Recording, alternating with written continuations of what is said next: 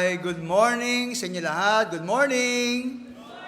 Salamat sa Panginoon, purihin siya sa napaganda pumuling umaga na Kanyang binigay sa atin upang magpuri, sumamba sa Kanya. Ngayon po ay January 19. Yan, no? Ang bilis po ng panahon. Tayo lampas na ng one half ng first month of the year. At ngayon po tayo rin sa Bethany Baptist Church, Cubao. At welcome din po sa ating mga online viewers. Alam ko na riyan po kayo. Tayo po naka-Facebook live stream. At ngayon po din sa ating mga narito na face-to-face worshipers. At ngayong umaga po ang ating pong tema ay pagpigil sa dila. Aba? Pagpigil sa dila. Kailangan palang pigilin ang dila, no? Ba't kaya? Siguro masyado siyang malikot. At yung makikita maminamahal kung paano dapat tayo magpigil sa ating dila. At sa ating pagtutuloy po, nga pala po, ngayong umaga po, marami tayong mga gawain. Huwag niyo kalimutan, ngayon po ay meron tayong election ng ating mga deacons. At meron po tayong annual evaluation and planning right after our morning service po. No? So kaya ating mga members, please stay para po sa ating face-to-face. Hindi na po naka-live stream yan na ating pong annual evaluation and planning. Kaya tayo magpatuloy po sa magitan po ng ating prelude. Maraming salamat po.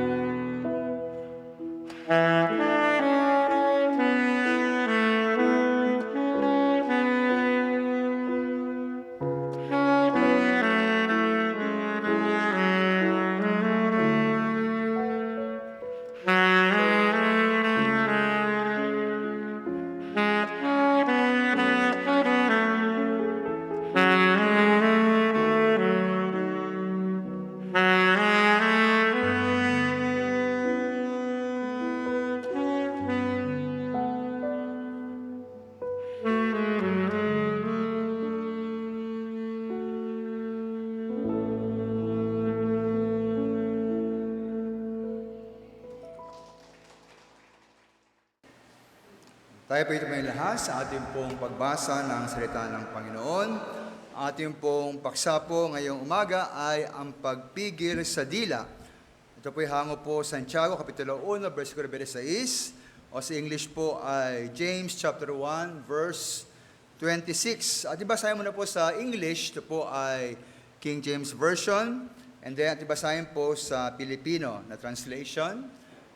Sabay-sabay po sa James 1:26, handa, basa. If any man among you seem to be religious, and bridle not his tongue, but deceiveth his own heart, this man's religion is vain. Tagalog po, kung ang sino man ay nag-iisip na siya reliyoso, samantalang hindi pinipigil ang kanyang dila, kundi dinadaya ang kanyang puso, ang reliyon ng taong ito ay walang kabuluhan. Naway pagpalayan ng Panginoon ang pagbasa ng salita. Tayo muna po dumako sa isang daling katahimikan at ating pong hilingin mula sa Panginoon muli ang pagsusuri ng ating sarili, ang pagkapatawad ng ating mga kasalanan, ating bumuling isuko sa Panginoon ang ating buong isip, ating buong puso't diwa, habang tayo patuloy po sa ating pananambahan.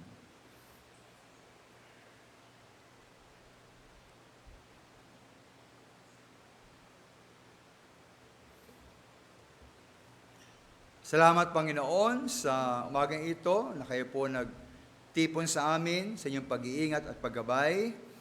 Nawa po ang banal na Espiritu ang siyang kumilos sa bawat isa. Nawa po ang bawat mangyari ay ayon po sa inyong kalooban, magbigay po ng kagalakan sa inyong puso, kalulatian sa inyong pangalan, at magsilbing pagpapala sa bawat isa.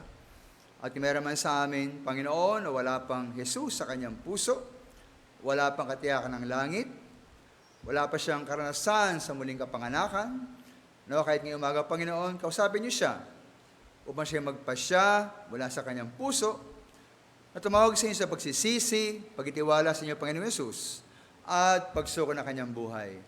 Nawa po ang aming lahat ng gagawin mula sa pag-aawitan, pag-aaral, pananalangin, pag-ibigay, ay magsilbing biyaya sa bawat isa at kaluwatian ang inyong pangalan.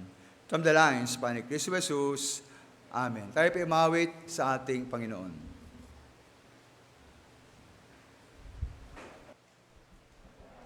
Isang pagpalaga po sa ating lahat. Ating pong pasimula ng ating pananambahan at ating punong unang awitin, Count Your Blessings.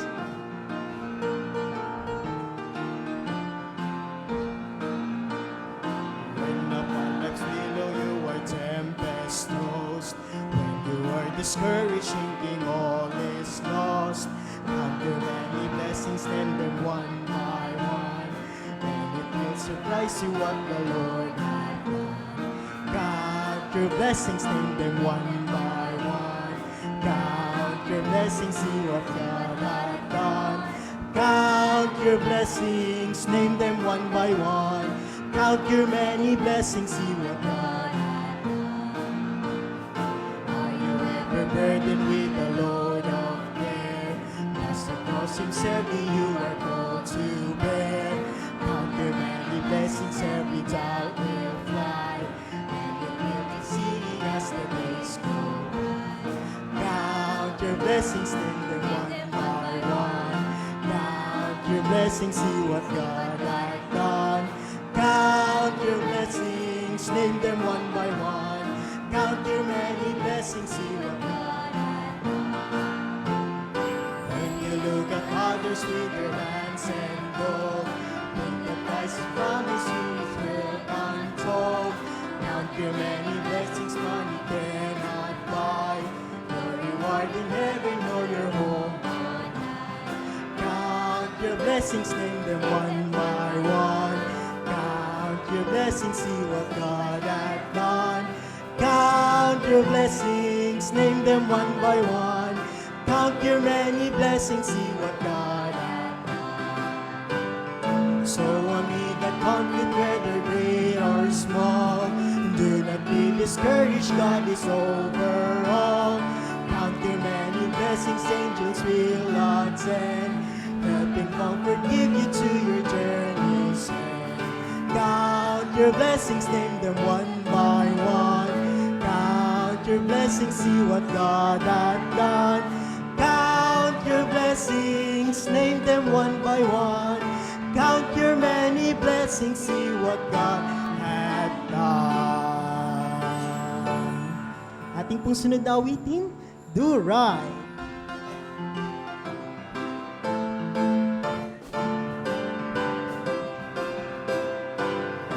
Every start, a purpose in your heart to do what's right and never question why. Never count the cost, though everything seems lost. The price for doing right is sometimes high. Do right till the stars fall. Do right till the last call. Do right when there's no one else to stand by you. Do right when you're all alone. Do right, though it's never done. Do right, since you love the Lord. Do right, do right. Right is always right, and wrong is always wrong. And we must learn to separate the two. If you love the right, the Lord will give you right. So seek the right in everything you do. Do right till the stars fall. Do right till the last call. Do right when there's no one else to stand by you. Do right when you're all alone. Do right, no, it's never done. Do right, since you love the Lord. Do right, do right, do right till the stars fall. Do right till the last fall. Do right when there's no one else to stand by you. Do right when you're all alone. Do right, though it's never done. Do right, since you love the Lord. Do right, do right. Kamustahin po natin ang bawat isa, umikot at magkamayan habang inaawit ang Faithful and True.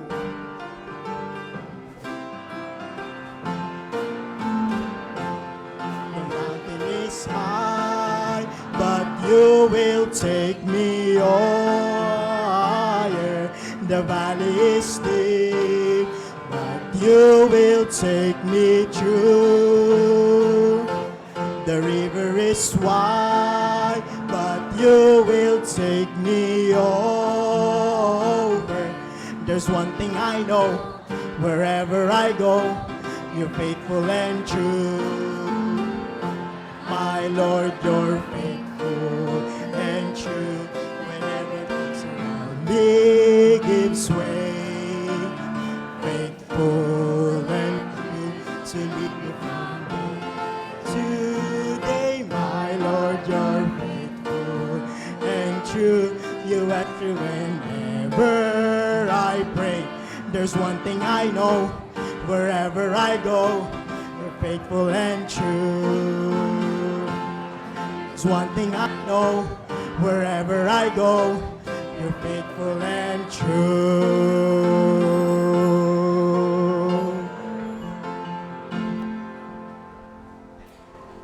Ayan, kung nakamaya na po natin ang bawat isa, nakamusta na po natin, tayo po'y pwede na pong magsiupo.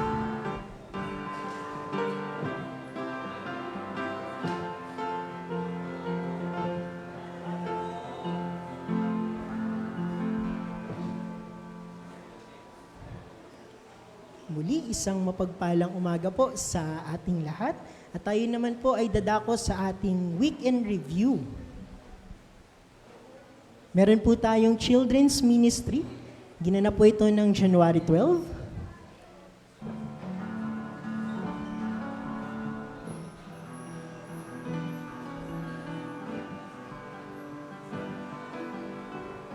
At meron din pong song practice ang Bethany Ladies nitong January 12 lang din po.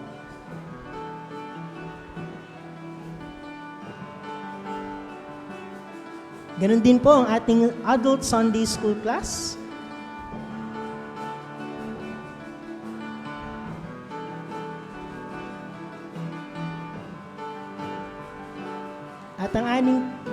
At yung atin pong workshop o yung proyekto po ng ating simbahan sa Criminal Law Seminar.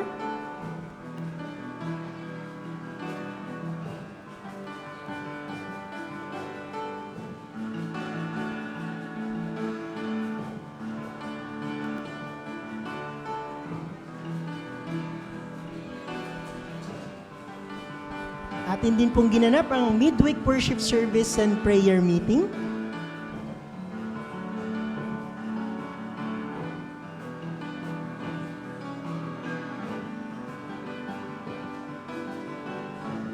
At ang ating Kamarin Bible Study and Fellowship.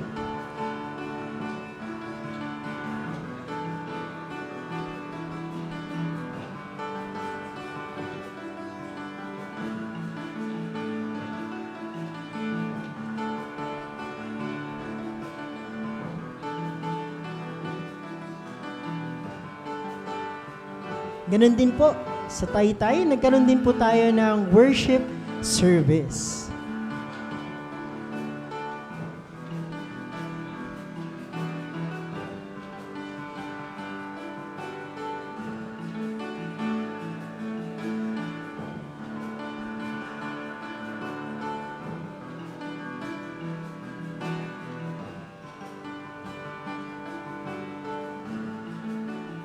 Meron din po tayong Bible study sa San Mateo.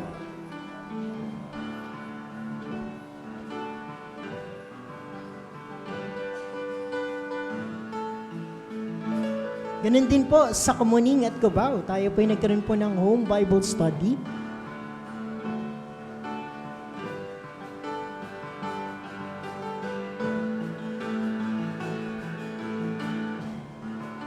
Nagkaroon din po tayo ng tract distribution.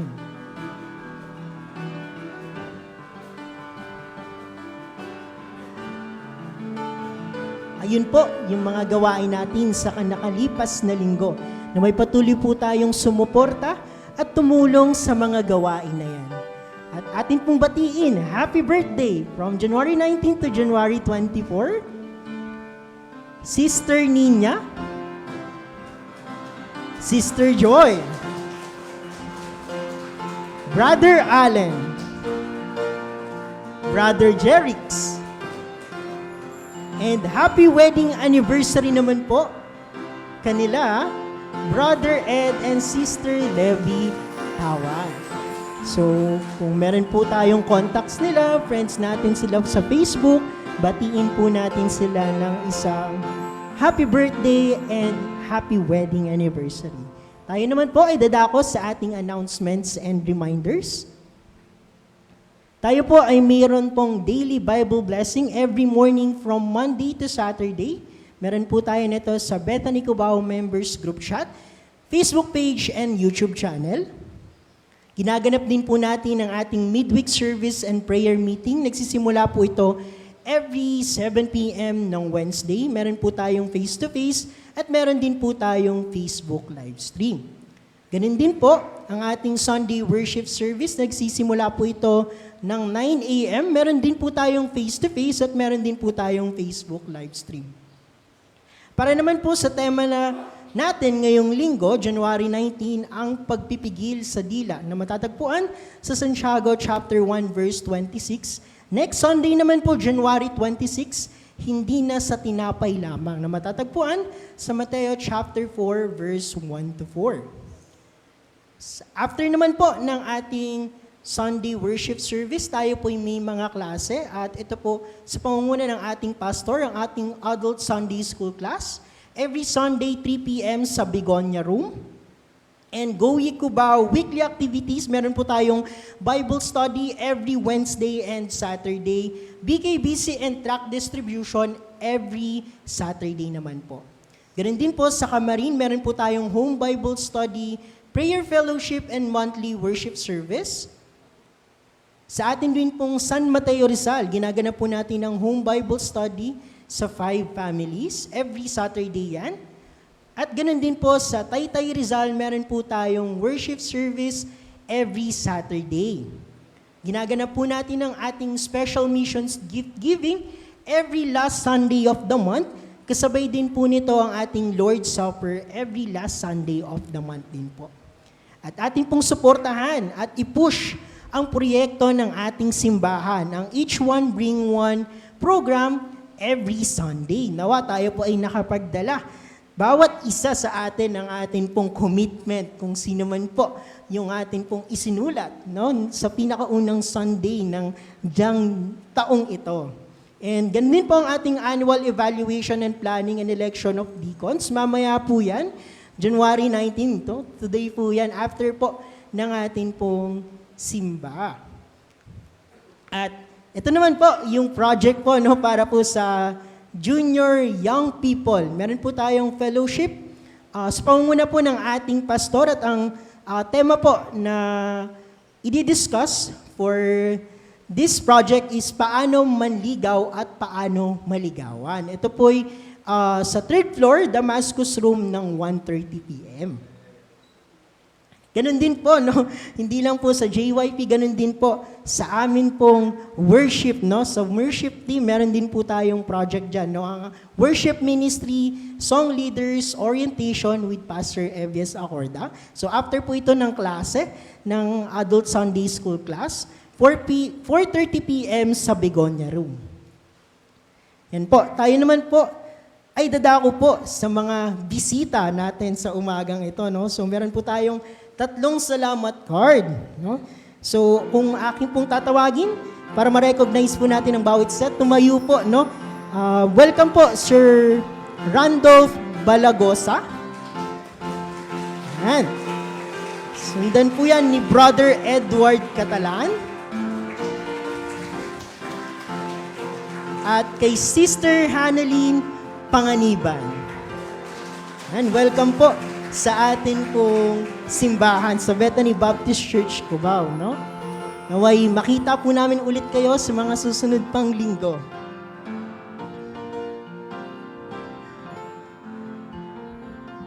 At tayo naman po ay dadako po sa special number. So ito po ay sa pangunguna ni Ma'am Melly, Ma'am Minda, Ma'am Norma, Ma'am Benda, at ang ating mahal na pastor.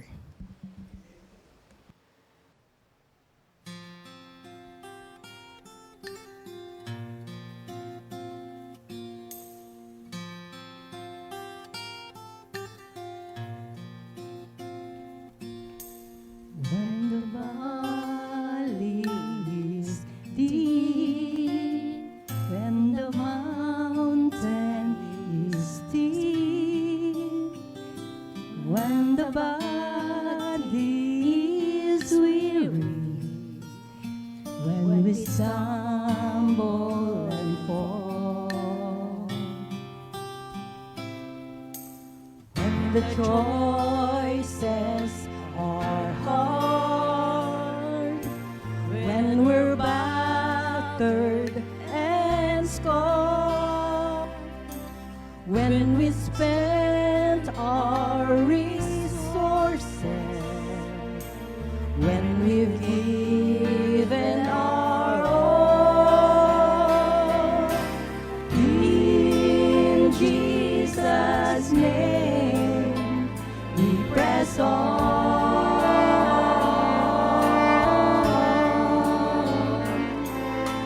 In Jesus' name we press on.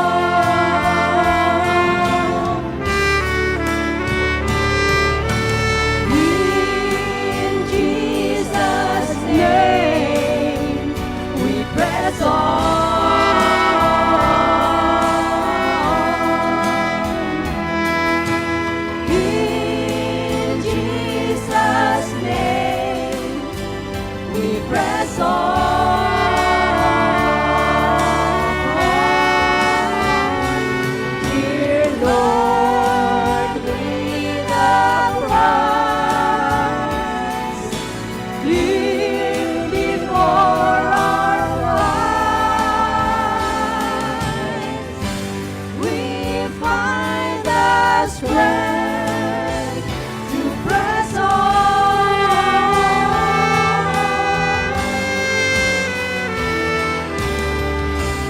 We find the strength to press on.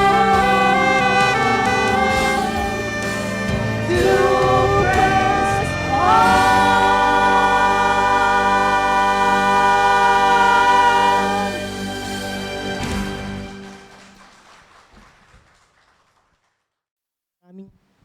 Maraming salamat po sa special number na yan. At susundan naman po ito ng patotoo na manggagaling kay Brother Bong Miranda.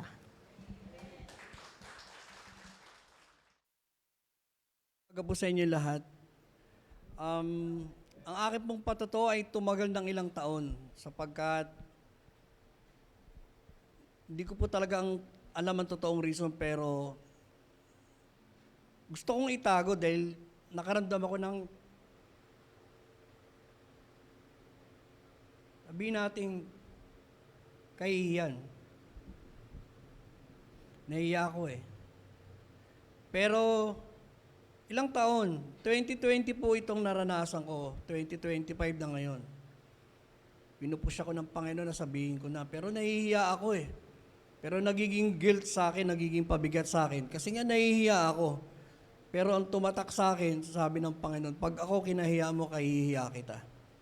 Biblical po yan. Nung marinig ko yung patotoo ni Sister Lenora, talagang tinadyakan ako ng Diyos, tumayo ka dyan. Sabihin mo kung paano kita pinagpala nung panahon ng pandemic. At ito po ako ngayon. Tinatanggap ko ano man ang kinakain ko yung mga kahihiyan na sinasabi ko sa sarili ko. Dahil tunay na dapat bigyan ng parangal ang Diyos. Panahon ng pandemic, lockdown ang lahat ng area. Kahit kapitbahay, hindi mo pwedeng puntahan. Totoo po, hindi. Ang mabigat po nito, nag-resign po ako sa trabaho kung kailan nagkaroon ng lockdown. Wala kang ma-apply ang trabaho. Limited ang resources. Ubos ang laman ng supermarket. Alam niyo po yan. Kahit sa palengke nagkakaubusan. Naubos ang funds na tinago ko ng ilang taon. Ako po yung teacher.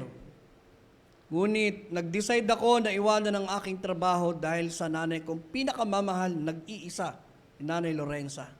At hindi ko ito isinusumbat sa kanya. Ito'y tungkulin ko bilang anak. Iniwan ko ang trabaho ko dahil hindi ako mapakali. Dahil ang nanay ko may sakit. Akala ko mamamatay na yan.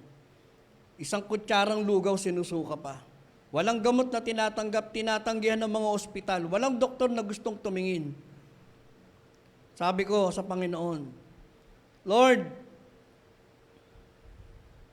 inaalay ko sa iyo ang nanay ko. Iiwan ko ang trabaho ko, magpo-focus ako sa nanay ko. Ang unang tanong na pumasok sa isip ko, na sinabi ng misis ko, paano kami? Hindi po madali ang desisyon na binigay ko para sa nanay ko. Dahil ang mga kapatid ko ay hindi makaluluwas. Kahit si Ate Minda Fulgar, hindi siya pwedeng pumunta sa bahay namin dahil may sakit ang nanay ko. Ngayon, sinasabi ko sa inyo, paano kumilos ang Panginoon sa buhay ko bilang isang tatay na may 6 na anak, na sa akin lang umaasa. Wala akong trabaho. Nag-resign ako sa pagiging guro. Naubos ko ang aking inipon. 2020, napakahigpit ng gobyerno, walang lalabas. Kahit tindahan, wala na maitinda. Nung malaman ng mga parents at ng mga estudyante na hindi na ako magtuturo dahil hinahanap nila ako, wala akong parang kundi sabihan kong dahilan. Hindi para magmakaawa. Wala po akong trabaho. Sa biyaya ng Panginoon, na Diyos na dumidinig ng ating panalangin, hindi kami nagutom. Hindi kami nagkulang. Araw-araw, masarap ang ulam namin. Ako po kasi namamalengke. Nang malaman ng mga parents, ng mga estudyante, ng mga players ko, swimmer, volleyball player, chess player, track and field, shot put, badminton, lahat po sila tumugon, hindi ko naman hiningan. Sabi ko, Panginoon, ikaw nang bahala sa akin. Araw-araw may dumadating na GCash. Believe it or not, 5,000 ang pinakamababa. At yung iba naman, pagkain, nakabalot na manok, nakabalot na gulay, may bigas, may nagpadala pa sa amin ng breakfast, nagpadala ng lunch, nagpadala ng dinner, may merienda pa. 1 taon at kalahati, ganyan ang buhay namin. Ngayon, sinasabi ko sa inyo, hindi para sabihing magaling si Edgar or si Bongbong, kung hindi magaling ang Diyos. Tunay na sumasagot ang Diyos ng mga Baptist. Bago po ako magtapos, iiwan ko po sa inyo ang talata. Romans 5:3 and 4. At hindi lamang gayon, kundi naman nangagagalak tayo sa ating mga kapighatian na nalalamang ang kapighatian ay gumagawa ng katiyagaan at ang katiyagaan ng pagpapatunay at ang pagpapatunay ng pag-asa. May pag-asa sa Diyos. Maraming salamat po. Maraming salamat po sa isang patotoo na yan. Tunay nga po na ang humihingi ay siyang binibigyan. Tayo po'y tumayong muli at ating pong purihin ang Panginoon ng paulit-ulit. Ating pong awitin, uulit-ulitin ko.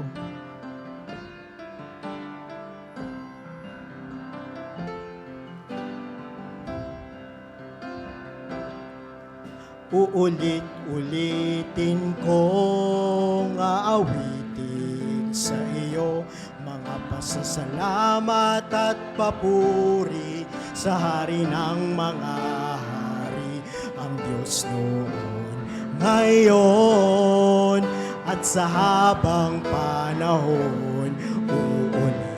Uulit-ulitin ko, O Diyos, na awitin na kahanga-hanga mong gawa. Uulit-ulitin kong ipahayag sa'yo ang nag-uumapaw na damdamin ng pag-ibig kong hain sa labis mong pagmamahal na hindi magpapagal kahit na di matumbasan sa kawalan ay sasabi, mahal kita. Pagsamba at papuri ay para sa'yo bilang pasasalamat, handog ay buhay ko. Pagsamba at papuri ay para sa'yo at hindi magsasawang uulit-uliting itaas ang ngalan mo.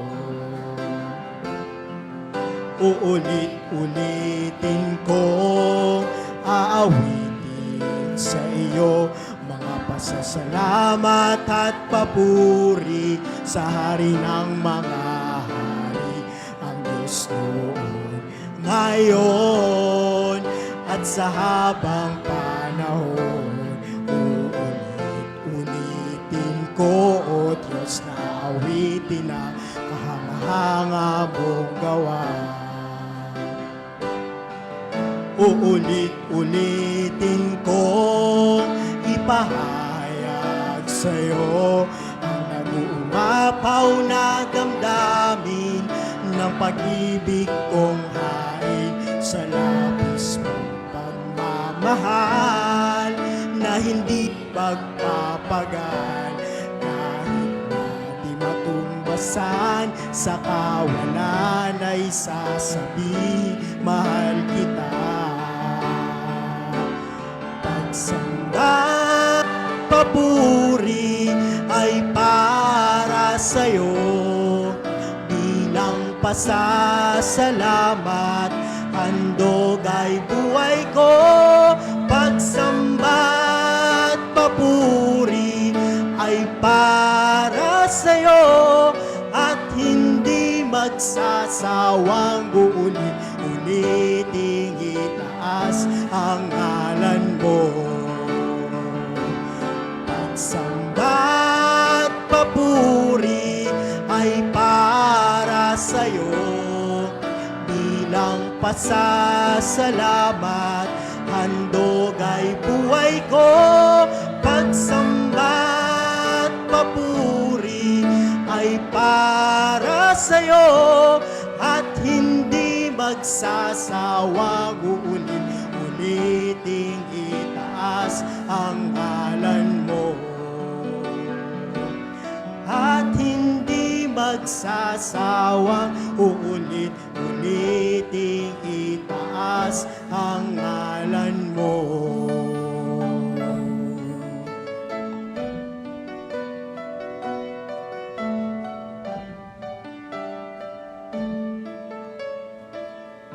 Maaari na po tayo magsiyupong lahat.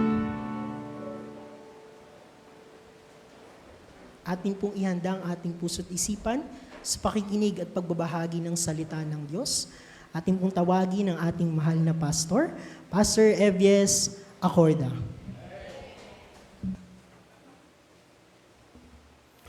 Muli po ay good morning po sa inyo lahat. Good morning.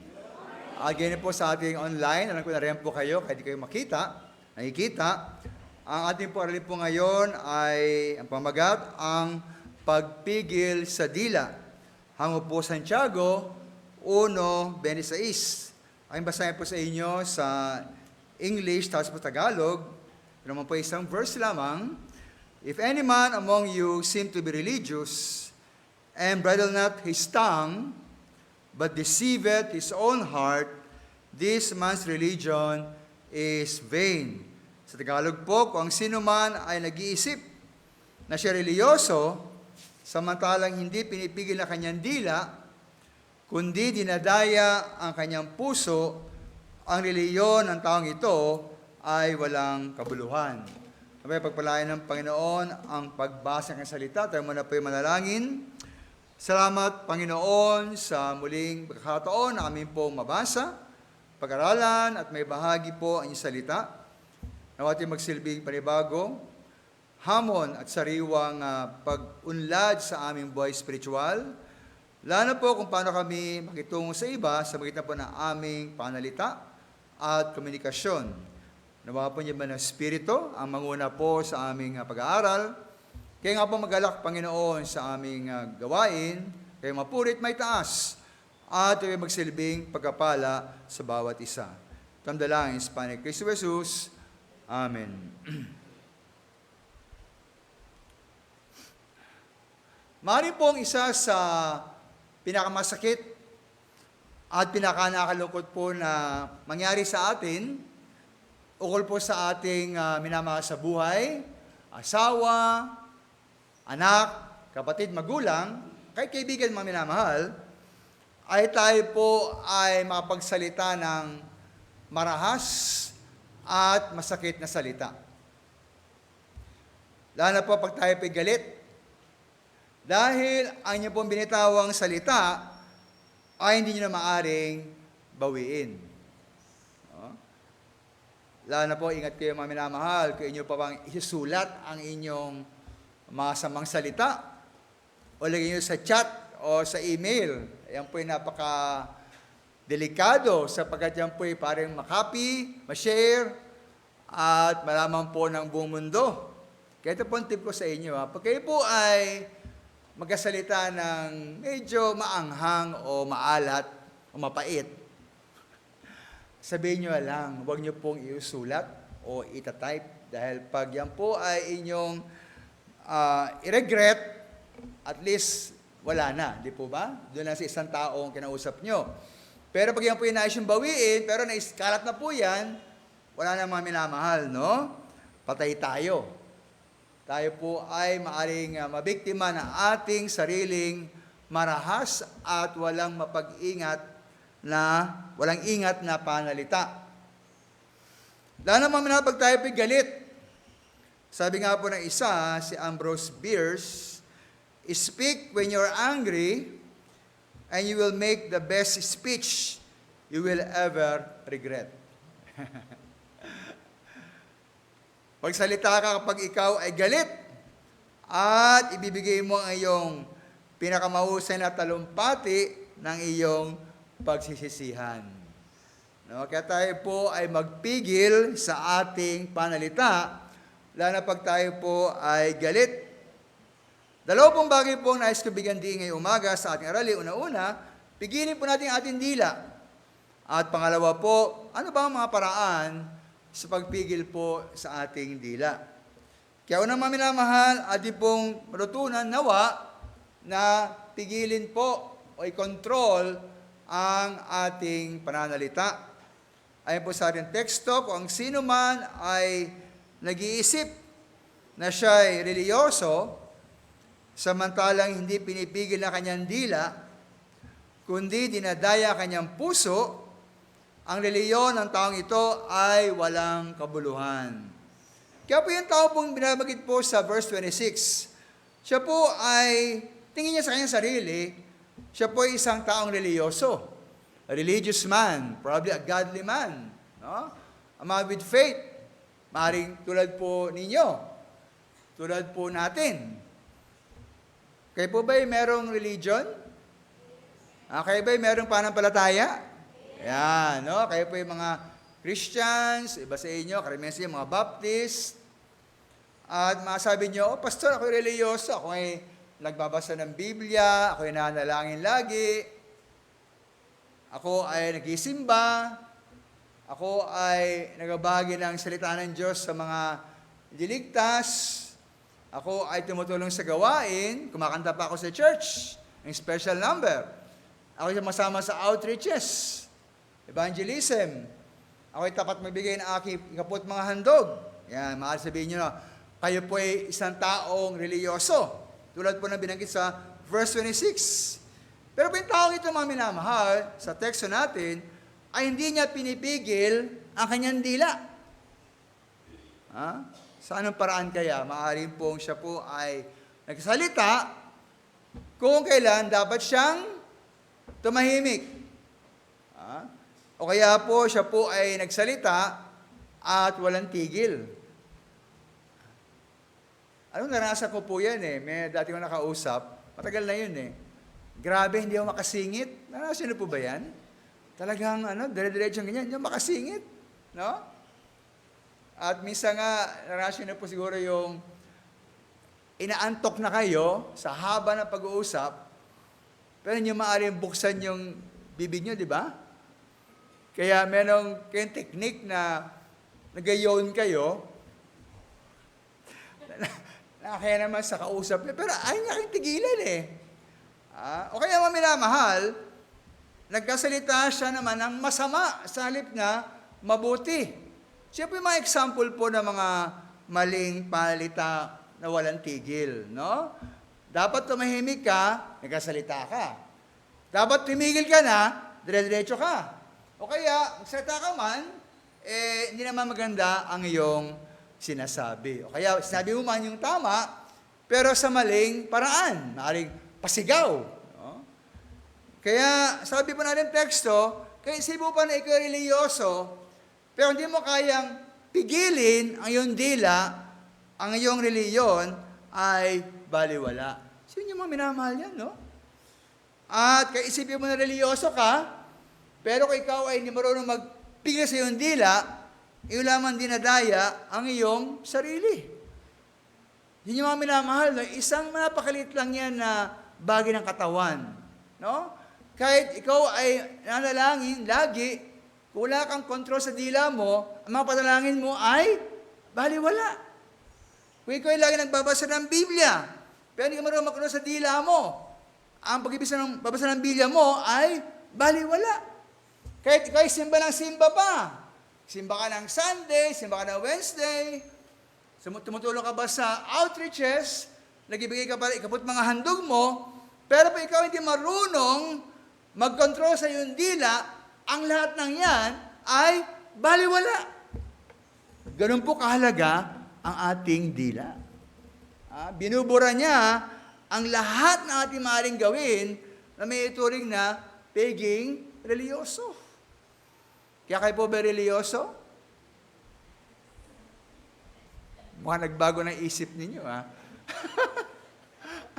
Ano kanina kayo religyoso? Kasi pastor, kung minsan yung aming dila na yung makontrol eh. Yan. Sabi na Bible, no? Kahit sabihin niya kayo po religyoso, pero wala kayong control sa inyong dila, ang ating pangreligyoso po ay baliwala. Ngayon, ba't kaya ganun, no? Ba't kaya ganun? Kasi mga minamahal, alam niyo po, merong malapit na koneksyon ang dila sa puso. Sabihin niyo, malayo naman yung puso sa dila, ah. Mga siguro, at least 6 inches o siguro 8 inches. Di mga minamahal, merong malapit po na koneksyon ang puso sa dila. Sabi nga po sa verse 45 ng Luke chapter 6, ang mabuting tao ay kumukuha ng kagalingan sa mabuting kayamanan ng kanyang puso. At ang masamang tao ay kumukuha ng kasamaan sa masamang kayamanan. Sapagkat sa kasaganaan ng puso ay nagsasalita ang kanyang bibig. Kung ano po ang ating puso, ganyan po ang ating bibig. Daan niyo po yan, ha? Kaya kung ayaw niyong malaman ng mga tao kung anong klaseng puso meron tayo, mag-ingat po tayo sa pagbukas ng ating bibig. Ha? Sapagkat dyan tayo nahuhuli. Ha? Ang kalagayan ng ating puso ay kalagayan ng ating bibig. Kaya po pag ating pong mga salita ay napakarumi rin po ang ating puso. Alam niyo mga minamahal, at kung ano po inyong puso, ganun tayo bilang tao. Sapagkat sabi nga po sa Kawikaan 4:23, mula sa puso nagagaling ang bukal ng buhay. Keep your heart with all vigilance, for from it flow the springs of life. No? Kaya po, konektado yan. Kung marami ang salita, ang bibig, marami ang puso. At kung marami ang puso, marami rin ang ating pagkatao. Kaya po, sabi nga sa Biblia, na kung di mo kayang kontrolin po ang inyong dila, baliwala ang ating reliyon, sapagat kung marami ang iyong dila, marami ka rin bilang tao. Kaya po, ating pong linisin mga minamahal ang ating panalita. Mag-ingat po tayo. Sabi nga po sa Kawikaan 19:1, na maigi ang dukha na lumalakad sa kanyang pagkatapat, kaya suwail sa kanyang mga labi at mangmang. Bakit po kayo pinagtabi po yung suwail sa kanyang mga labi at mangmang? Sabihin po, yung mga taong pong masama magsalita ay para ding mga mangmang. Kaya lahat po tayo, pati po ako, lalong na ako no? Sabi nga po sa Santiago 3:1, yung mga nagtuturo ay mas mahigpit na hatulan ng Diyos. Yan, no? Kaya, alam niyo mga minamahal, ang pagtuturo po, ang pangaral ay isa napakabigat na gawain. Hindi po lahat ay merong kaloob na magturo. Hindi po lahat ay merong kakayahang magturo. Hindi po lahat ay merong karakter na magturo. Hindi po lahat ay merong kaalaman para magturo. At di po lahat ay merong pusong para magturo. Hindi sasabi po na ako'y perfect nun. Wala namang perfect eh. Pero ino po yung pagdidiin mga minamahal, na ang pagtuturo po at pangaral, yan po hindi magaan na gawain. Yan po ay humihingi ng isang dalisay na puso at isang isip na puno po ng katotohanan mula sa salita ng Diyos. Lahat po tayo mga minamahal, dapat magbantay sa ating panalita. Lahat tayo. Dapat lahat ay magbantay na kailang dila, lalo na po ang manangangaral nagtuturo. Yan, sila Sir Conrado. Yung pastor. Yan, sila Sir Renato. Yan. Yung mga nagtuturo po, Sir Rolly Silong sa Kamarin. Yan, sila Sir Marvin sa Mateo. Oh. At iba po na nagtuturo pa, dapat kami magbantay po sa aming panalita. Andyan lang po sila o kami, lahat po tayo. Sapagkat, sabi nga po sa Santiago 3:2, lahat ng tao ay nagkakamali sa ating panalita. Ano yung mga nila kung sabihin niya, ano pastor, aking salita laging tama eh. Sabi mo nga, mali na yan eh. Sapagkat lahat po tayo nagkakamali, sabi ng Biblia. Santiago 3:2, sapagkat sa maraming mga bagay, tayong lahat ay nagtitisod, kung ang sino man ay niniti sa salita, ang isang taong sakdal, ang gayon, may kaya rin naman makapigil sa buong katawan. Pero meron ba bang taong sakdal? Meron bang taong perfect? Wala mga minamahal. Kaya lahat tayo nga po ay nagkakamali sa ating panalita. Yung nga lang magsalita ka, samantalang dapat tumahimik ka, mali na yon. Yung nga lang nanahimik ka, samantalang dapat ka magsalita, mali rin yun. Yung nga lang magsalita ka ng masama, mali rin yun.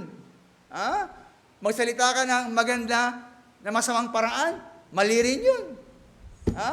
Magsalita ka ng maganda na meron kang maling layon, mali rin yun. Kaya ang dahil mga minamahal na paraan na pwede magkamali sa ating panalita. Wala pong taong perpekto, lalo sa ating panalita. Kaya ito nga po yung panalangin po ng mga awit sa mga awit 34:13. Panalangin niya po sa Panginoon, ingatan mo ang iyong dila. Ay, ito pala yung habilin po ng Panginoon, no? O ng isa na nagsalita sa isang mga awit, ingatan mo ang iyong dila mula sa masama at ang iyong mga labi sa pagkasalita ng karayaan. Ito lang po yung kahilingan po ng isang mga awit sa Panginoon. Sa mga awit 141:3, maglagay ka ng bantay o Panginoon. Ba't kaya kailangan ng bantay? Siguro tumatakas, no? Maglagay ka ng bantay o Panginoon sa harap ng aking bibig. Ingatan mo ang pintuan ng aking mga labi. Actually, may bantay na nga, di po ba? Yung ating dila, may bantay na. Una-unang bantay yung ngipin. Iba nga alam niyo po, pag tumatanda na kayo, yung ngipin nyo, umihina na yan, no? Kaya nakakatuwa makita yung mga maedad tulad ko. Aba, ang ganda ng ngipin, diretso. Perfect.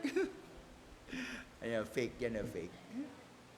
Pero minamahal, meron nga bantay, may ngipin na nga eh. Nakatakas pa rin. Tapos may labi pa. Nakatakas pa rin.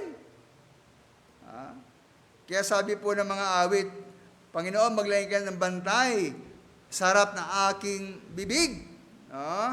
Kaya lang sa kabila po ng bantay na yan, tayo pa rin nagkakamali sa ating panalita.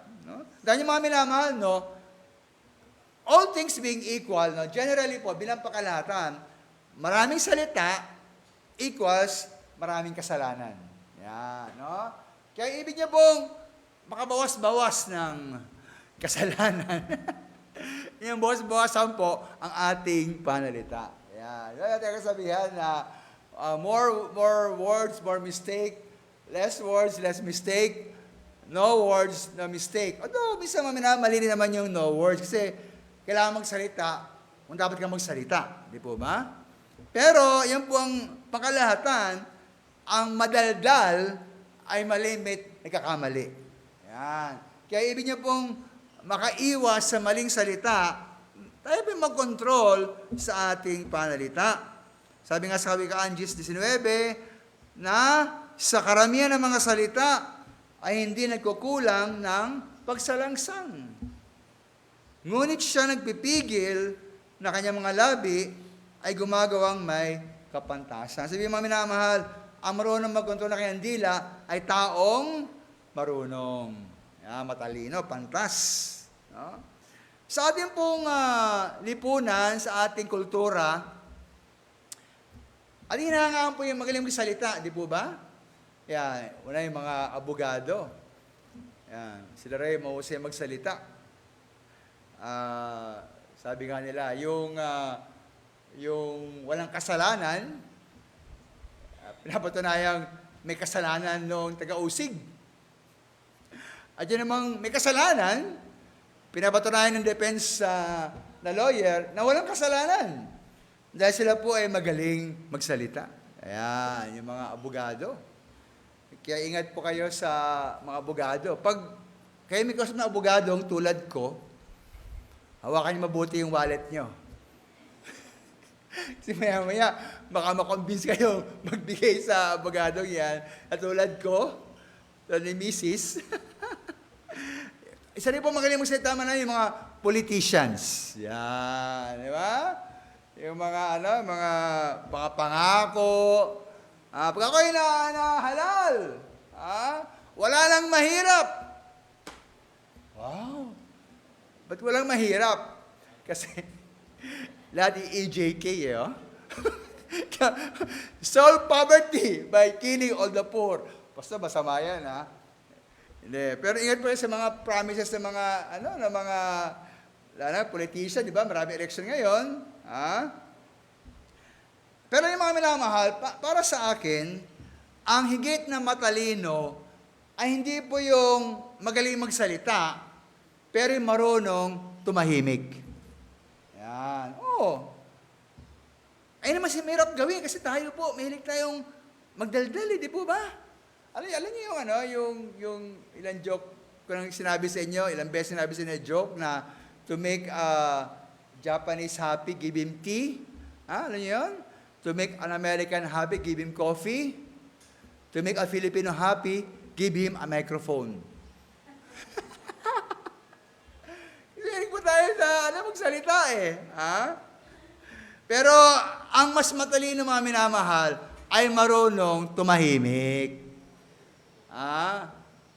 Matahimik ang mga minamahal. Sabi nga, the true test of a man's spirituality is not his ability to speak as we are to think, but rather his ability to bridle his tongue. Ang tunay na sukat ng pagiging spiritual ng tao ay hindi ang kanyang kakayahang magsalita tulad ng ating inaakala, kundi ang kanyang kakayahang magpigil na kanyang dila. Yan. Minsan po, ang pinakamahirap gawin ay yung umupo na no? Tama na ba? Tama na. Upo ka na, tapos ka na. Ang hirap minsan gawin yon. Tayo po mag-ingat po sa panalita sa pagkandaan po natin na paparusahan ng Diyos ang hindi nagpipigil ng dila. Sabi nga po sa Kawikaan, Gs 31, ang bibig na matuwid ay nagbibigay ng karunungan, ngunit ang magdarayang dila ay ihiwalay. Meron palang gunting ang Panginoon, no? Kayang gugupitin po yung mga dilang hindi makontrol. Ngayon, ano yung paraan upang tayo magpigil po ng dila? Tatlong bagay na lang, simple lang, tatlong bagay. Tatlong paraan. Una-una po, tayo matutong manahimik. Yan, no? Tutong manahimik. Kung tayo magkasalita mga minamahal, atin mo nang isipin mabuti bago tayo magsalita, at tayo magsalita po ng hinay-hinay, dahan-dahan, huwag pabigla-bigla sapagkat pag binita mo ng salita, hindi mo na maaaring bawiin. Santiago 1:19, magmaliksi ang bawat tao sa pakikinig, magmakupad sa panalita, magmakupad sa paggalit. Di ba, palasak na mga minamahal, bakit meron tayong dalawang tenga pero isang bibig? Bakit po? Sapagkat dapat, mas mabilis tayong makinig kaysa magsalita. Dalawa yan, Bibig, isa lang. Kung baligtarin mo yan, baka mag-aaway pa yung dalawang bibig, no? Yan, no? Tayo po ay makinig ng mabilis at magsalita ng hinay-hinay. No? Alam nyo, diba sabi ko sa inyo mga minamahal, kung kayo nasa meeting o anumang gathering, pag di niya maintindihan, pinag-uusapan nila, ano ba to? Mukhang sa ibabaw ko ng ulo yung discussion. Alam ba, meron kayong management committee meeting sa office nyo. Pinag-usapan mga financials, mga return on investment, debt equity ratio, mga ganyan. Mga diminishing returns, ganyan. Ano ba itong mga to? Ano niyo po gawin niyo? Ganyan kayo. Oh, okay ka ba? Pag-iisip mabuti, pag-aralan ko eh. Hindi maintindihan, di ba? Sabi nila, ang lalim mag-isip ng mamang ito. No? Akala nila, magaling kayo. Ngayon, huwag niyo buksan yung bibig ninyo. Kasi pag buksan niyo yan, mauhuli kayo. Minamahal, sabi ka, sa Bible yan eh. 7:28, ang mangmangman, pagka siya'y tumatahimik, ay nabibili na pantas. Diba? Ang body of water na walang ingay, malalim. Diba? Kaya pag ikaw tumahimik lang, sabi nila, ang lalim niya mag-isip. Di nila alam eh, ano kaya ulam ko mamaya? Kaya mo sila mag-isip. Nakaganon pa yung kilay. Sabi ng Bible, di ba? Pagka kanyang tinitikom ang kanyang mga labi, inaari siyang mabait. Yan, no? So, iba po talaga pag tahimik. And that's true, no? Yung mga madaldal, malimit, yan kunyari lang, marami alam, pero actually, wala namang gaano. Pero po yung mga matalino talaga, nakikinig mabuti yan. At palang salita yan, talagang mabigat magsalita. Bilang-bilang salita, pero may dating. May arrive, di kakarabi nila, no? Ganun po dapat mga minamahal. Muna tayo manahimik. Magsalita ka lang kung kinakailangan. Wala kang masabing maganda o kapakinabang, shut up. No? Sit down. Sapagkat pag magsalita ka ng walang saysay, yan po ay hindi maganda. No? Hindi magiging maganda ang tingin ng mga tao sa'yo. Di ba? Yung maingay na ilog, mababaw. Di ba? Pag may drum po, kanya malaman po kung walang laman. Pag ano mo, maingay, walang ano yan. May kasabihan po, di ba? Maraming ganyan eh. Ang bayong na walang laman, tutumba. Di ba? Pero yung bayong na may laman, nakatayo. Siguro naman minamahal eh. Kung may laman ka, talagang makikita ng mga tao, tahimik ka lang. Hindi ka po maingay. Nothing is more like a wise man, sabi po ng isang manampalataya, than a fool who holds his tongue. Yan. Yan sabi ng Biblia.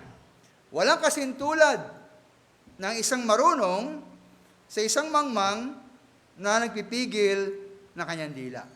So pa ikaw ay medyo hindi mo alam pinag-uusapan, huwag ka na magsalita, makinig ka na lang. Sa pag-isipin ng mga tao, ikaw ay isang marunong. And that's true, mga minama, kasi pag nakinig ka, natututo ka di po ba? Alam niyo, ito po yung ito yung nakakatuwa na katotohanan You could not actually learn anything by talking. Di ba? Wala kang mautunan na magsalita ka, wala kang mautunan Pero pag ikaw na makinig, meron kang nakukuha. Kaya po yung mga taong marunong, sila'y laging nakikinig. Lalo silang dumudunong sa kanilang pakikinig kaysa panalita. Ikalawa mga minamahal, kung kailangan tayo magsalita ng tama.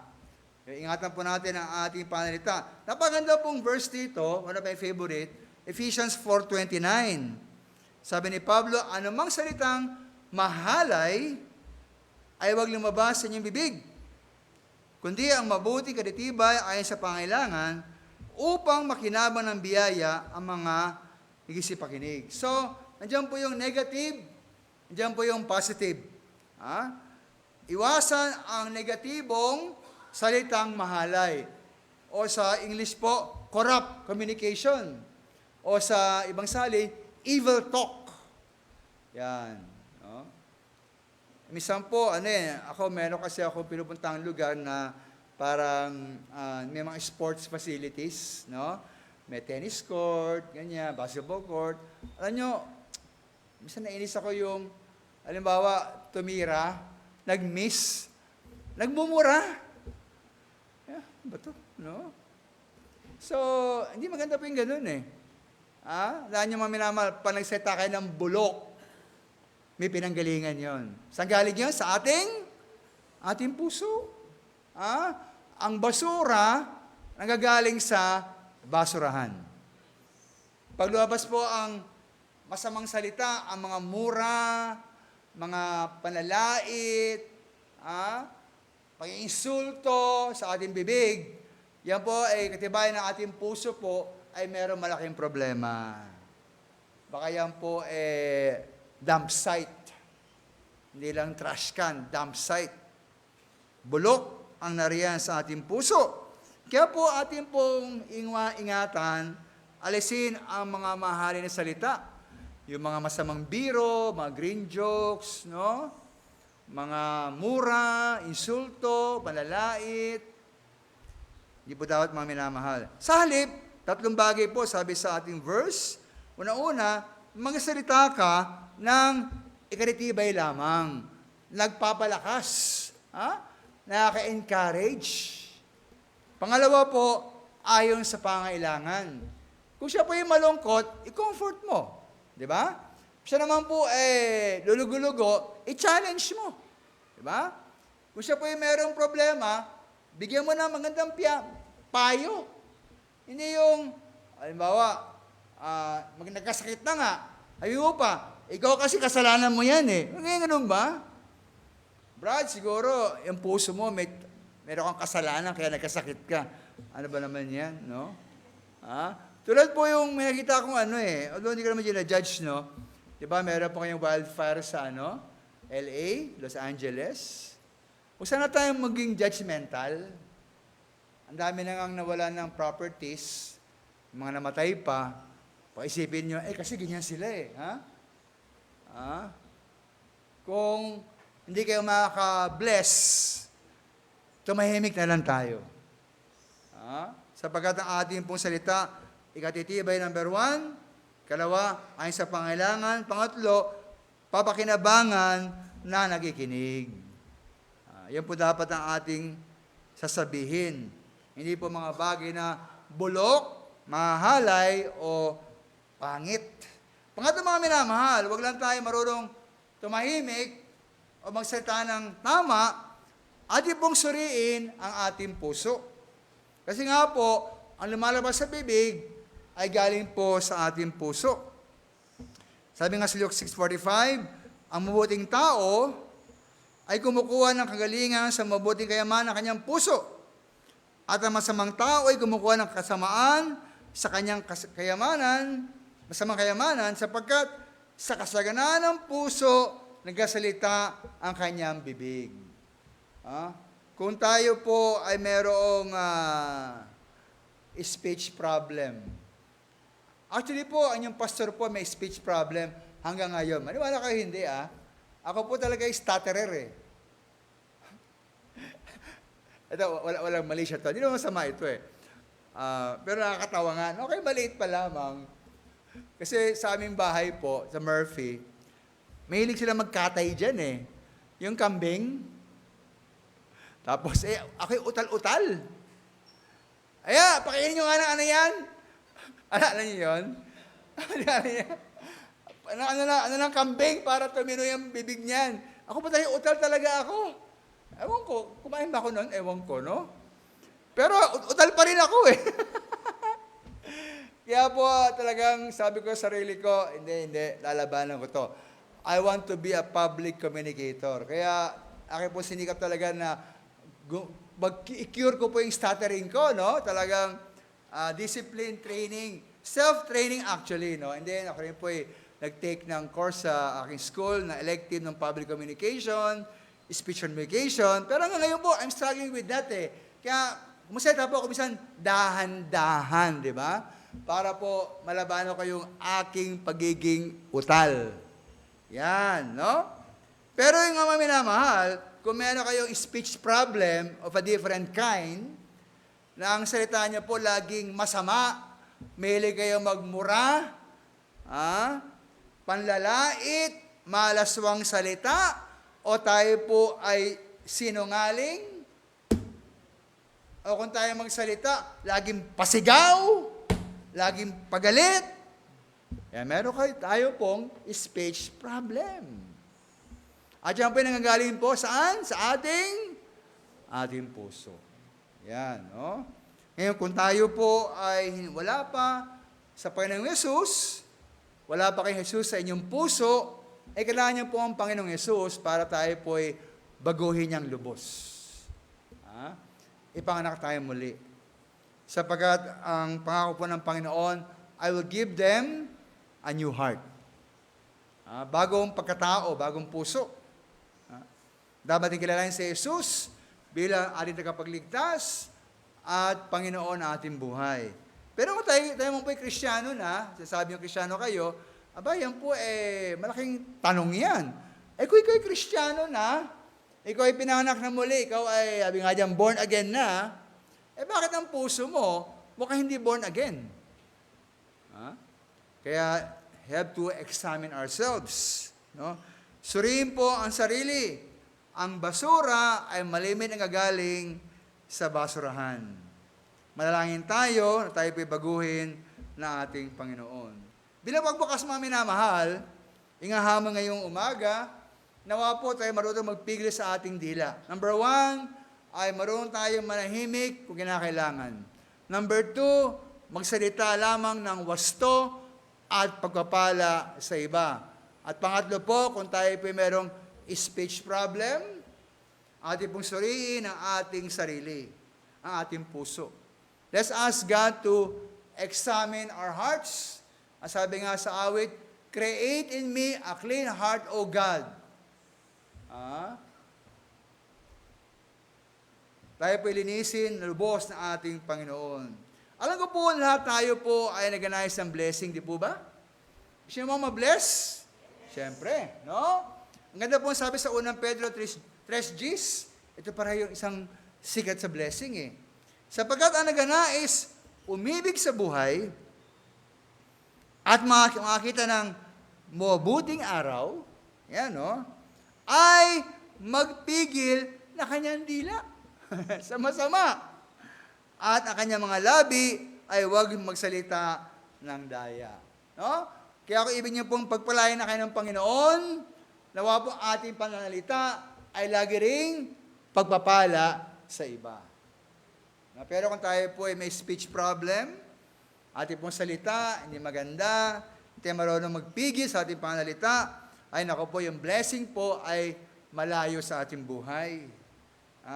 Ating bantayan po ang ating mga dila, ating puso at ating isip. Sali po na mapuno ng karumihan, kalaswaan ng ating puso, nawa ating punuin yan ng banal na salita ng ating Panginoon. Maganda nga po yung sabi po na isa, I think it was Charles Spurgeon who said it. Sabi ni Charles Spurgeon, Spurgeon, ang salita ng Diyos ay magalayo sa iyo sa kasalanan, o ang kasalanan magalayo sa iyo sa salita ng Diyos. Kung inyo pong pupunuin po inyong puso ang salita ng Panginoon, makaiwas tayo sa mga masamang salita. John Piper said, when the heart full of God's love can draw on the mind full of God's word, timely blessings flow from the mouth. Paganda po, di po ba? Sana nga po ating puso ay puno po ng pag-ibig ng Diyos. Ating namang isip ay puno po ng salita ng Panginoon upang dumaloy po ang blessing mula sa ating bibig. Kapag ang puso na puno ng pag-ibig ng Diyos ay kasama ng isip na puno ng salita ng Diyos, napanahong mga pagpapala ang magmumula sa ating bibig. No? Mga minamahal, tayo magpigil po ng ating mga dila at magsalita lamang tayo, lagi na may pagpapala. Tayo ba ito may lahat? Habang tayo pinakayuko sa ating pagtayo, nais ko mabigay po ng maikling paanyaya para po sa ating mga bisita, maging online o face-to-face. Hindi ko po alam ang kalagayan niyang spiritual. Hindi ko alam kung kayo po ay meron ng relasyong personal, ugnayang personal sa ating Panginoong Yesus. Hindi ko alam kung siya na po ang inyong Panginoon tagapagligtas at hari niyong buhay. Hindi ko alam kung meron kayong katiyakan ng langit, o kayo po ay muling pinanganak na. Ngunit kung hindi pa, wala kayong katiyakan ng langit, wala pang Jesus sa inyong puso, ang kailangan niyo po ay ang Panginoong Yesus. Kailangan niyo po siyang tanggapin sa inyong buhay. Magkaroon kayo ng personal relasyon kay Kristo. Ang sabi po ng Biblia, gaya lamang ang pag-ibig sa libutan, kanyang pagsinta sa mga tao, na kanyang binigay sa Jesus. Upang sinumang sumampalataya kay Jesus ay hindi mapahamak, kundi magkaroon ng buhay na walang hanggan. Sabi sa John 1:12, ang sinumang kay Kristo ay tumanggap at manampalataya, binya karapatang maging anak ng Diyos.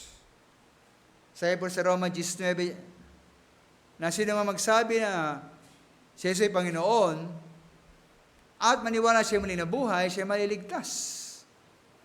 Sabi sa 2 Corintios 5:17, ang sinumang kay Kristo ay binago na, bago nila lang.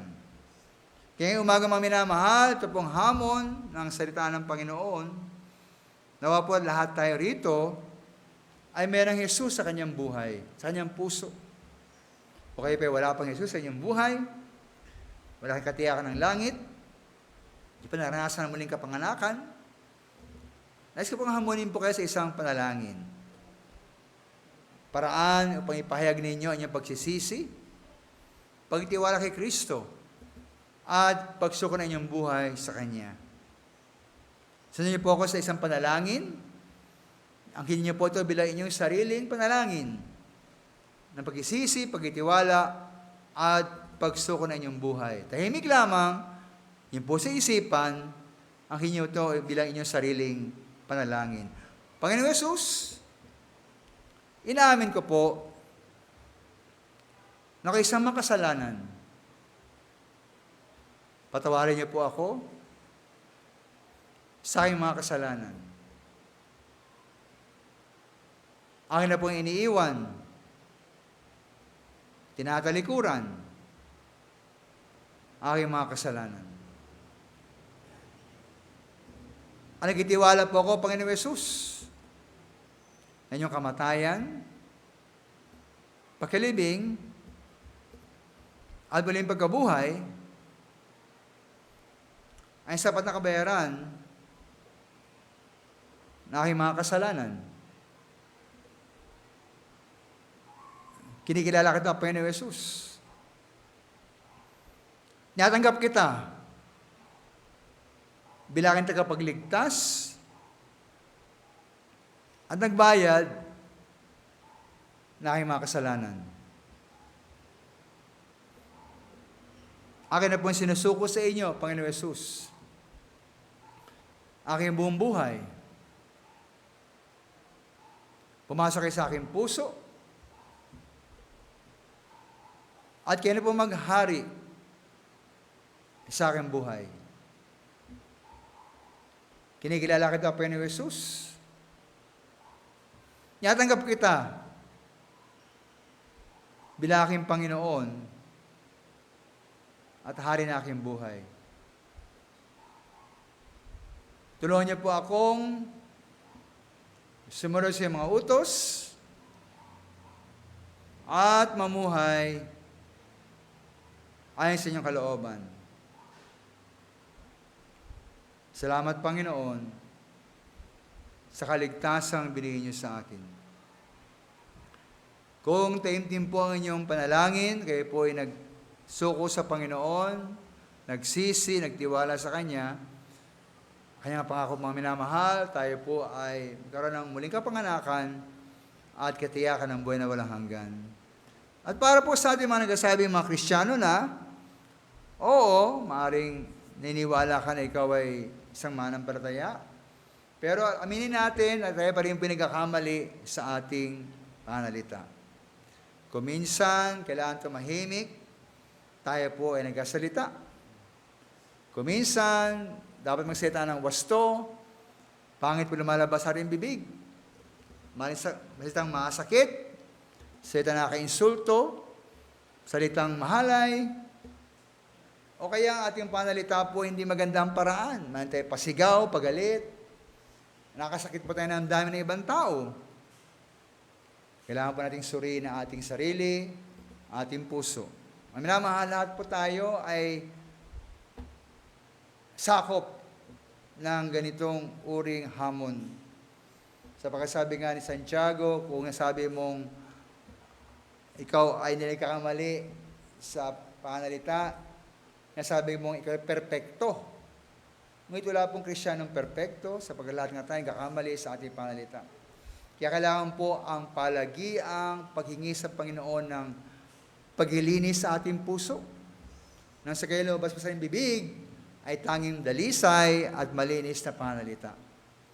Kaya I challenge you this morning, fellow believers, Christians, maluwag po ang harapan, tayo lumuod sa Panginoon, pumadalo tayo, at atingin sa Panginoon, Lord, I pray, may you always keep my heart pure and clean, upang tanging pong malinis at kaya-ayang salita ang luwabas sa aking bibig. Could you say that to the Lord this morning?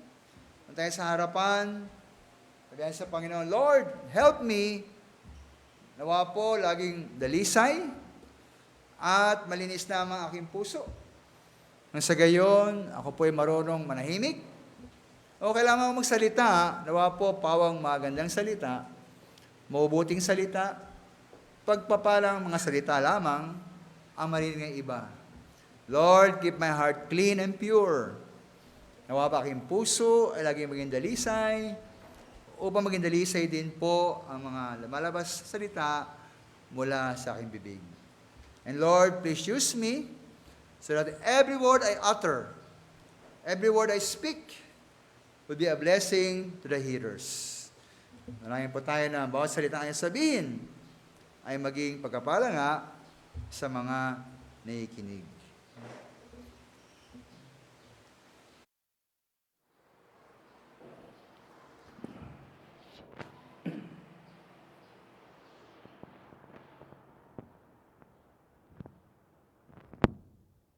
Dakilang Diyos, kami po ay nangailangang mag-ingat at magbantay sa aming panalita. Nawa po, tulungan niyo kami sa inyong biyaya. Inyong pong bantayan po ang lumalabas sa inyong mga bibig. Nawa Panginoon, tulungan niyo kami na manatiling dalisay at banal at kaaya-aya aming mga puso sa inyong harapan. Nawa po ang bawat salita aming sabihin ay maging blessing po sa mga nakikinig. Tulungan niyo kaming manahimik, kung kailangan manahimik. Tulungan niyo magsalita, kung kailangan magsalita. Kung kami naman po yung magkasalita, Panginoon, nawa po aming sabihin, ay wastong salita, namin sabihin sa wastong paraan. O Panginoon, ibig namin maging pagkapala sa iba. Nawa po kami nga maging pagkapala nila sa mga bagay na gagawin, kundi higit, Panginoon, sa aming mga bagay na sasabihin. Nawa po, pawang biyaya at pagkapala po ang luwabas sa aming mga bibig. Pagkalain niyo po muna ito sa harapan, nawa po inyong blessing, sumagana po sa kailang buhay, sila nga po gamitin ninyo, hindi lang po sa kailang mga gawain, isa yung kailang mapanalita, bilang pagkapala po sa mga tao sa kailang mga buhay. Itong dalangin sa Panginoon Kristo Jesus. Amen. Maraming salamat po. Purihin ng Panginoon.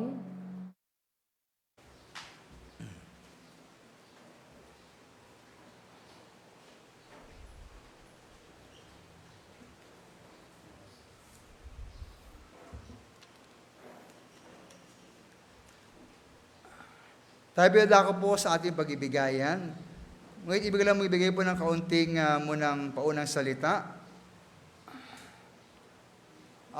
Meron po tayo ngayong election po ng mga deacons for this year. At meron po tayong balota. So lahat po ng mga junior youth and young people, young adults, middle adults, and seniors, kayo po yung bali bumoto po, pagkabaan niyo po dyan, somewhere in the first floor, nandiyan po yung presinto. No? Hindi po kayo kukulong dyan, no? Presinto, yung election precinct. No?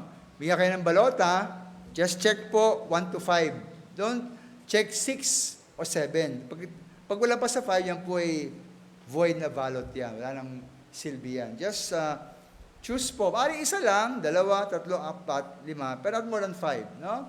So, pakain ng balota po sa baba, bago pa yung umuwi. No? I ask po na ang ating precinct be open until 5 o'clock sa baba po. At pangalawa po, pagtaas po ng ating service, we'll have a short meeting po yung ating po annual planning and evaluation.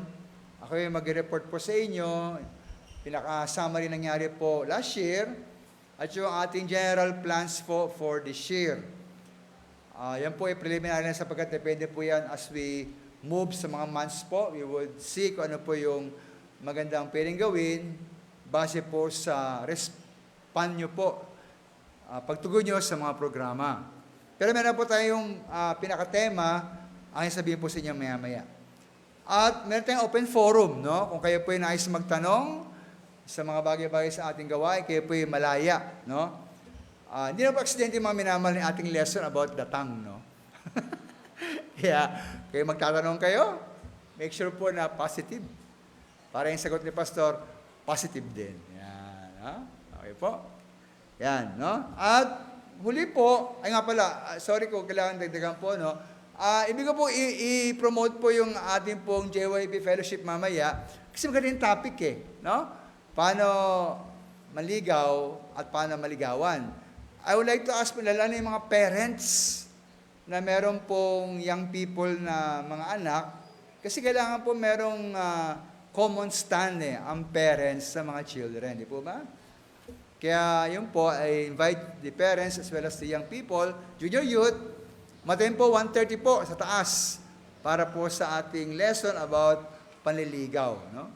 And finally, mga minamahal, yung ating pong yearly na ating commitment, bibigyan po kayo ng ating mga ushers ng commitment slip. Yan, ganda po ng ating commitment slip. Nasa shape pa ng puso. No? Ito pong sa harapan, inyo pong tanggalin yan, yun po ihulog niyo po sa ating offering plate, offering box, offering bag pala. No? O inyo bigay po maaari sa office kay Ma'am Bibien.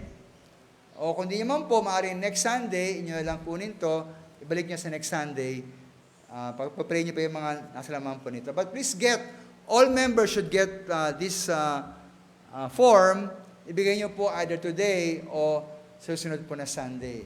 We do that every year po, inyo pong stewardship commitment slip. Okay po? So, ating basahin po ating teksto ngayong umaga.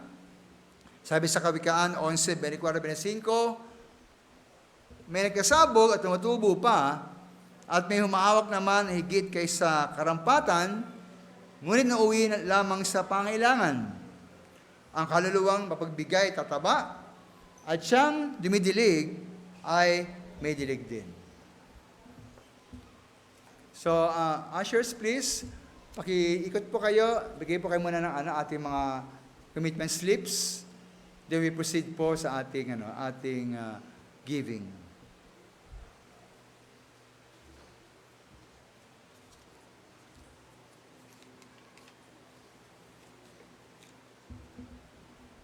Yes, sir. Bigyan niyo na po siya. Yan. Lahat po ng members, dapat kumuha, Pero ibigay po yung sa harap na puso, maaaring today or next Sunday, no? Pag-pray nyo muna, kung gusto ninyo, nilagay nyo dyan. Check nyo po. Kahit na po magkano, basta mahalaga, meron tayong partisipasyon. Okay?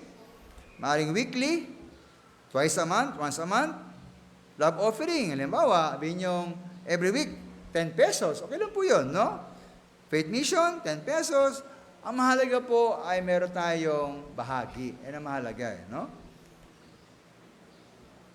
Yung tithes po, pwedeng optional yan sa amount. Kasi kung kayo po yung negosyante, hindi maalam yung income nyo, di ba? So just check it. Kung ano yung 10% nyo pong income per month o per week, yan po ibigay nyo sa Panginoon. Love offering po ang inyong pag-ibigay dahil mahal nyo ang Panginoon. Faith mission po, yung ibigay sa gawaing misyon. Building fund, pag-repair po ng ating gusali. GSM po, yan po yung ating pagtulong sa mga miyembro na may sakit o namatayan o may emergency needs. Evangelism fund po, itingin namin sa ating po mga Bible studies, outreaches. Receiving offering, yan po yung ating binibigay every year. Pwede nyo ibigay po yan drop every month. Mission giving, ito naman po yung ating binibigay sa mga pastor, end of the year na regalo nila. Mission Development Fund po, ito po yung ating binibigay para po sa pagtulong sa ating gawaing misyon. Halimbawa sa gusali, o may sakit, ganyan. Maliban pa po sa kanilang regular support. Kaya, check nyo po dyan. Ang mahalaga, meron tayong partisipasyon kung maaari sa lahat po ng paraan ng pagbibigay.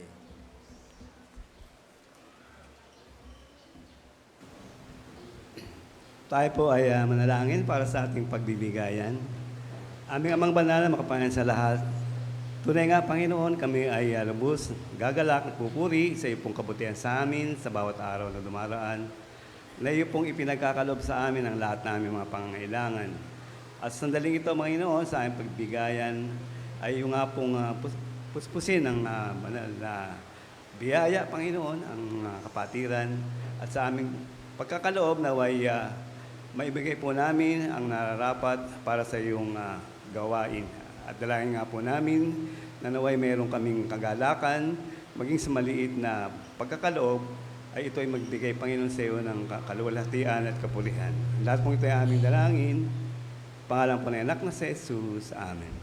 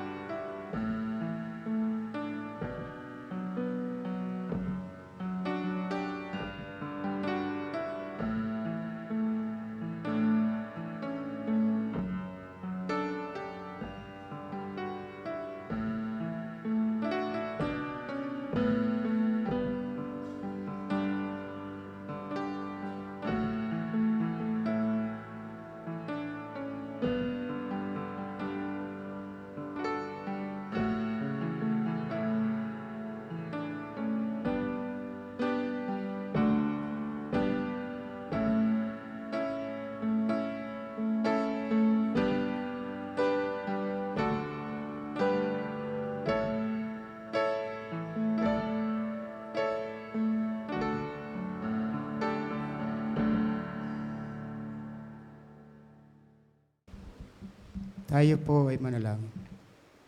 Muli, Panginoon, salamat sa iyong dakilang pag-ibig. Salamat sa iyong pagpapala sa oras na ito sa aming pagbibigayan. Salamat sa iyong paghipo ng bawat puso ng bawat isa na naibigay ang nararapat. Panginoon, hinihiling ko po na ang pera na nalikom ay magamit para sa ikalalago ng Iglesia, Panginoon. Basbasan ang bawat isa na nakapagbigay. Ganon din ang bawat isang membro, Panginoon, na bigyan ng kalakasan. Ang mga hanap buhay, trabaho, kayo ang magbigay ng papala. Dahil ang lahat na ito ay pinapalik namin ang kapurihan, idinadalangin, pinapasalamatan, basbasan, pinagkakatiwala sa iyon lahat sa matamis na pangalan ni bugtong na anak na si Jesus. Amen. Tayo po ay magsitayo pong lahat para sa ating pong huling awitin. Ating pong awitin, Grace Alone.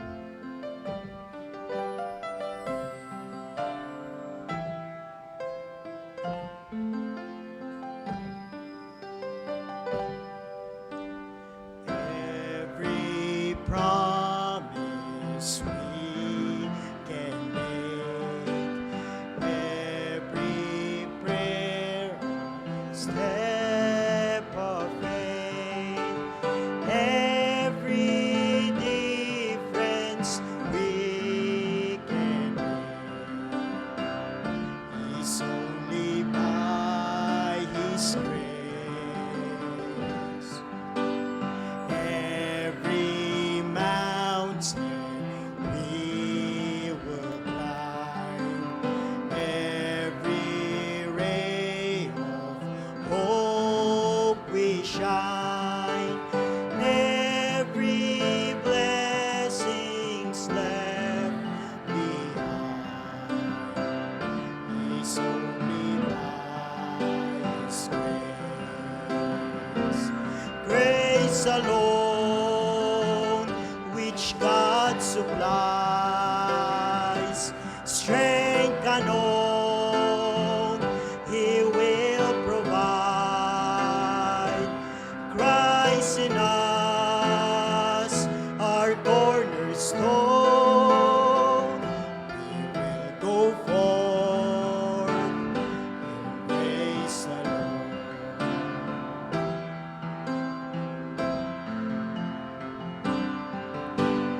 Every soul we long to reach, every heart we hope to teach, everywhere we share His peace, is only by His grace.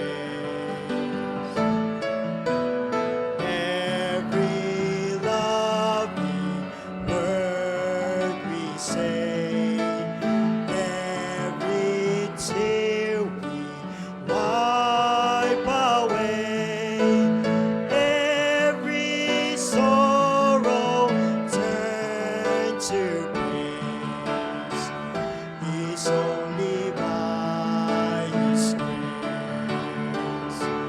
Grace alone, which God supplies, strength alone, He will provide. Christ in us, our cornerstone, we will go forth in grace alone. Grace alone, which God supplies, strength unknown, He will provide. Christ in us, our cornerstone, we will go forth in grace alone. We will go forth in grace alone.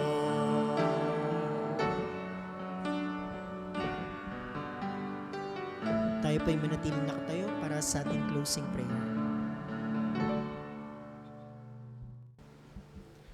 Tayo po'y manalangin.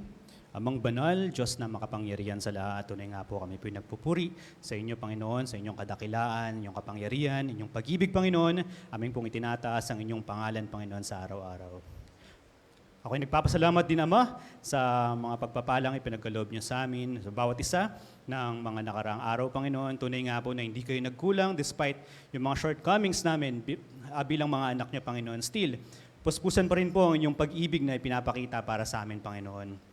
Aking dalangin din po, Panginoon, na pagpalain niyo ang bawat isa, na nawa po, Panginoon, ay mas lalo po naming mapigil ang aming mga dila by the grace of God, Panginoon. Upang sa ganoon ay makontrol namin ang aming mga emosyon, Panginoon, makontrol po namin ang aming mga puso at puspusan niyo po ng inyong mga salita upang sa ganoon mamutawi lamang ang kagandahang loob sa aming mga puso, Panginoon. Gayon din po ang may pakita po namin kung paano niyo po kami minamahal, Panginoon, at maibahagi po sa iba ang ebanghelyo kung paano namatay ang inyong bugtong na anak na si Jesucristo para sa aming mga kasalanan. Ganyan po, Panginoon, sa aming mga bisita ngayong araw na ito, Panginoon, aking dalangin, Panginoon, na nawa po ay kumilos ang banal na Espiritu upang sa ganoon ay magpasya ang bawat isa, Panginoon, na isuko ang kanilang buhay, Panginoon, tanggapin si Kristo, Panginoon, bilang tagapagligtas at hari ng kanilang buhay, Panginoon. At gayon din po talikuran yung mga kasalanan na aming ginagawa sa araw-araw, Panginoon. Muli po, Lord, ako'y nagpapasalamat po sa lahat-lahat. Gayon din po sa mensaheng aming na rinig ngayong umagang ito, Panginoon. Nawa po'y araw-araw po namin itong may isa buhay, Panginoon. Gayon din po, ako'y nagpapasalamat sa tagapagsalita na ibinigay niyo ngayong araw, ang aming pastor, Panginoon. Pagpalain niyo po siya, bigyan niyo po siya ng kalakasan, Panginoon, katalinuhan, Panginoon, upang lalo pa pong malid kami dito sa iglesia, Panginoon. Gayon din po, Lord, sa nalalapit po namin na mga elections, national elections, Panginoon, aking dalangin na bigyan niyo kami ng katalinuhan, Panginoon. Bigyan niyo po kami ng discerning heart, Panginoon, upang sa ganun ay maboto lamang po namin ang mga karapat-dapat. At sa aming election po ng mga deacons ng iglesyang ito, Panginoon, na po, Panginoon, ay tulungan niyo po kami, Panginoon. Basbasan niyo po kami upang sa ganun ay maihalal po namin, Panginoon, ang mga kalalakihan na makakatulong magpalago sa gawain dito sa iglesia, Panginoon. Sa aming paghihiwalay, Panginoon, kayo po nawa ang manguna sa bawat isa. Makarating po kami sa aming mga tahanan ng maayos at ligtas. Ganyan din po, Panginoon, basbasan niyo rin po ang mga susunod pang gawain namin dito sa iglesia, Panginoon, at papuri lamang ang inyong pangalan. Muli po, ako'y nagpapasalamat sa lahat-lahat at ang lahat po ng ito'y aking dalangin sa matamis na pangalan ng inyong anak na si Jesus. Amen.